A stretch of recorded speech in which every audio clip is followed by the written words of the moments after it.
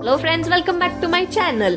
महाराष्ट्रामध्ये मान्सूनचा सीझन सुरू झालेला आहे आणि आज आपण चाललो आहे एक अतिशय सुंदर रिसॉर्टला, जे महाराष्ट्राचं पहिलं आयलंड रिसॉर्ट आहे आणि ते आहे canary island's resort and spa, जे लोणावळ्याला आहे आणि पुण्यावरून इथे 2 तास तर मुंबईवरून 3 तासात तुम्ही पोहोचू शकता. तुम्ही बघू शकता खूप ग्रीनरी आणि छान कार्विंग केलेले मिनिएचर्स इथे ठेवलेले आहेत आणि इथे आपण आता पहिलं रिसेप्शनला चेक इन प्रोसेस कंप्लीट करणार आहे आणि मग जाणार आहे कॅनरी आयलंड रिसॉर्टला. ह्याची एक खास बात अशी सुद्धा आहे की तुम्हाला तुमच्या कॉटेजेसला जाण्यासाठी एक प्रायव्हेट बोट ठेवलेली आहे, जी तुम्ही समोर बघू शकता. अगदी लक्झरियस अशी ही बोट आहे आणि हा आहे साल्टर लेक, जो कॅनरी आयलंडचा प्रायव्हेट लेक आहे आणि समोर 100 एकर्स मध्ये पसरलेलं आहे हे आपलं रिसॉर्ट, जे 70% वॉटर आणि 30% कॉटेजेसनी भरलं आहे. हा आहे आपला डव कॉटेज. तुम्ही बघू शकता अगदी लक्झरियस अशा या रूम्स आहेत. समोर तुम्हाला साल्टर लेकचा व्ह्यू मिळतो. एंटर केल्या केल्या इकडे आपल्याला कॉम्प्लिमेंटरी वॉटर बॉटल्स दिलेल्या आहेत. सगळं कॉफी मशीन्स आणि इथे सगळं दिलेलं आहे. त्यानंतर हे पूर्ण ग्लास विंडोज असलेलं कॉटेज आहे आणि महाराजा स्टाईलचा अगदी छान असा हा comfortable king size double bed आहे. त्याला साईडला कर्टन्स आहे. एकदम वॉर्म आणि कोझी असं हे वॉशरूम दिलंय, ज्यातून तुम्हाला बाहेरचा सुद्धा व्ह्यू दिसतो.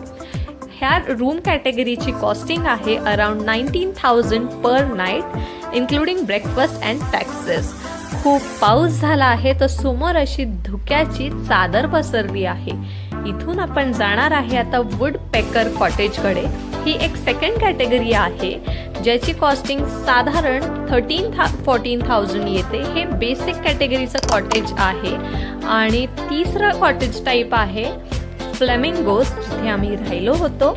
आणि तुम्ही बघू शकता अगदी कोझी रूम आहे. ह्याला बाहेर अटॅच बाल्कनी आहे. 2 सिट आउट साठी चेअर्स आहे. वरती सीलिंगला छान शँडलियर लावलेला आहे आणि इथला बाहेरचा जो व्ह्यू आहे खूप छान अनुभव होता, जो मी तुम्हाला शब्दातून नाही सांगू शकत. एकदा तरी कॅनरी आयलंड रिसॉर्टला नक्की व्हिजिट केलं पाहिजे. यांचं फूड मेनू पण खूप छान आहे. आणि आपण आता चाललोय खाली आर्टिफिशियल आयलंड बीच, जे ह्यांनी बनवलं आहे. हे रिसॉर्ट पूर्ण ट्रॉपिकल प्लांटेशन्स मधून प्लांटिंग करून बनवलं आहे. इथे ह्यांनी मॅन मेड आर्टिफिशियल बीच सुद्धा बनवला आहे सँड टाकून. आणि हे हट आहे, जिथे काही चेअर्स ठेवले आहे. तुम्ही रिलॅक्स बसून पूर्ण वातावरणाचा अनुभव घेऊ शकता. हा एक छोटा ब्रिज आहे, जिथून पलीकडे जंगलमध्ये जाऊन तुम्ही जंगल सफारी ही ॲक्टिव्हिटी करू शकता. या रिसॉर्टमध्ये बरेच ॲक्टिव्हिटीज आहे, वॉटर ॲक्टिव्हिटीज आहेत आणि पूर्ण धुक्याची चादर पसरली होती पावसाळ्यामुळे. आणि समोर हा बघू शकता तुम्ही अत्यंत मोठा आणि छान असा हा बीच इफेक्ट दिलेला आहे. आणि याच्यात समोर ह्यांचं रेस्टॉरंट सुद्धा आहे. या रेस्टॉरंटमध्ये गरम पिझ्झा बेक करून देतात तुमच्या समोर आणि बाकी फूड ऑप्शन्स पण खूप छान आणि खूप टेस्टी आहे. इथे हे काही स्वीट लिटिल गेस्ट आले होते आम्हाला भेटायला. अगदी नेचरमध्ये राहून इतका छान अनुभव आहे इथे राहण्याचा.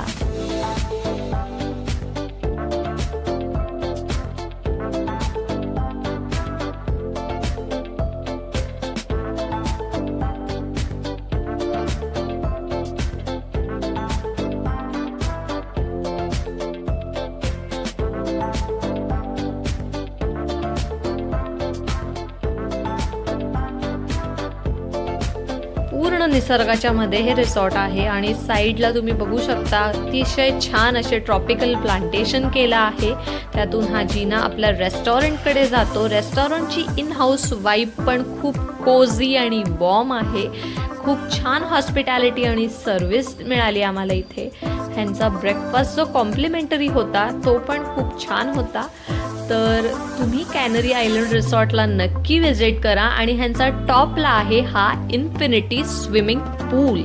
इतका मोठा आणि क्लीन असा हा स्विमिंग पूल होता. इथे साईडला लाईव्ह म्युझिक चालू असतं, इव्हनिंग स्नॅक काउंटर आहे, हे सगळं तुम्ही बघू शकता. खूपच छान होतं. आणि समोरचा जो माउंटन्स आणि त्याच्यावर धुक्याची चादर असलेला व्ह्यू आहे, खूप म्हणजे खूप छान होता. मला जर हे रिसॉर्ट बुक करायचं असेल तर तुम्ही ऑनलाईन वेबसाईटवरती जाऊन नक्की बुक करू शकता किंवा booking.com वर सुद्धा ह्याचं बुकिंग अवेलेबल आहे.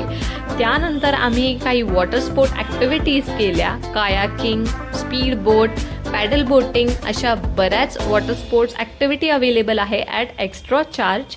आणि अगदी रिलॅक्स फील करण्यासाठी कॅनरी आयलंड रिसॉर्टला नक्की विजिट करा. अजून ट्रॅव्हल व्लॉगसाठी माझा चॅनल सबस्क्राईब आणि फॉलो करा.